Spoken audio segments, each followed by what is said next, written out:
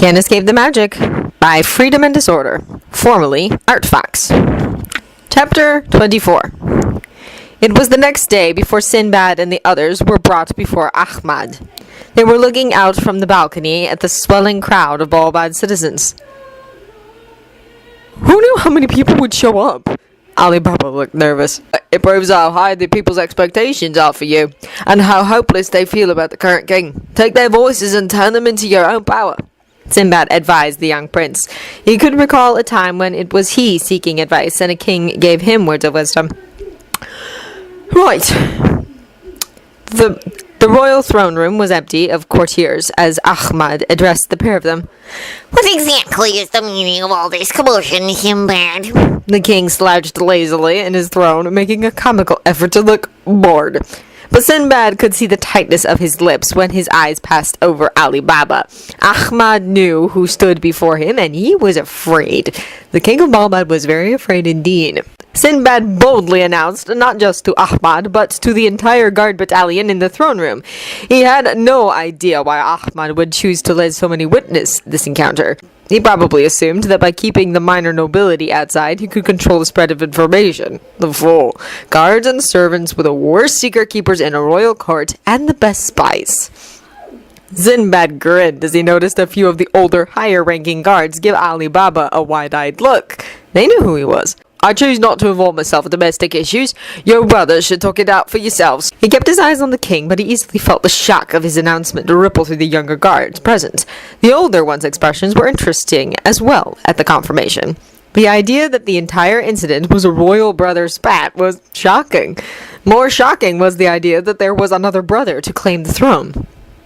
After all the butting you've done, what are you talking about? Ahmad childishly whined as he waved his hand about. Sinbad nodded to Ali Baba to take control of the conversation. The blonde would-be prince stepped forward. My brother Ahmad. His verbal confirmation of Sinbad's declaration caused another ripple of shock through the attending guard. The king looked fearful as he looked at his younger half-brother. The assistant king leaned over and whispered something to him that Sinbad couldn't hear. Whatever it was made Ahmad look ill, a look that did not flatter his already unfortunate face. Ahmad, I'm sure you know this, but the treasury incident was my fault, Ali Baba admitted, shame coloring his face. You could also say I was the cause of father's death. His voice bordered on cracking with grief, but the blonde teen gamely held it together. That fateful day, I believe I committed a crime that can't ever be erased. But why did the fog troop attack that day?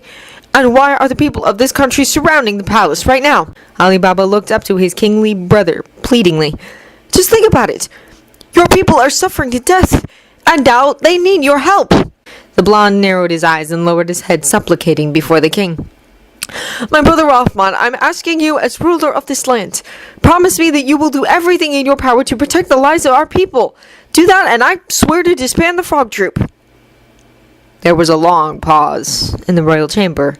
Sinbad was impressed at how well Ali Baba was keeping it together. The deal he proposed was a good one, Sinbad thought. Ahmad would only have to agree to uphold his position as king, as the protector of the people, and in return Balbad would be rid of a major crime organization. It was an easy decision. Only a fool would... Is that all you have to say? Ahmad whined from his throne, looking blank-faced. With a clank of his scepter, the guards surrounded Ali Baba and barred his way to Ahmad. Ali Baba gripped the staves, blocking his way, looking furious. What about our promise? You're out of line. Someone of such lowly origins as you. How dare you speak to the rightful king without permission? Ahmad dismissively said, looking what Sinbad assumed he probably thought looked regal, but just ended up making him look constipated. As Ahmad continued to crush his younger brother's hopes, Sinbad could only think of two things. Ahmad was truly an idiot, and Balbad was doomed.